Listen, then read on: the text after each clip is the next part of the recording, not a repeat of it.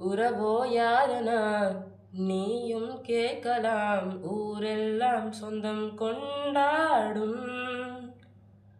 சிலரின் பேரதான் சரிதம் மாறமாய் காலங்கள் போனாலும் பேசும்.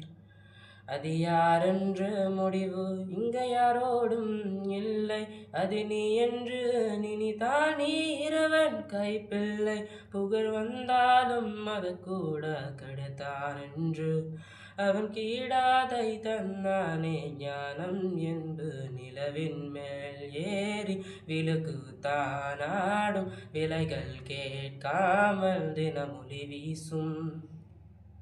தீயை நீ பகிர்ந்தாலும் ரெண்டாய் வாழும். இவனும் மண்ட தீ போலத்தான்.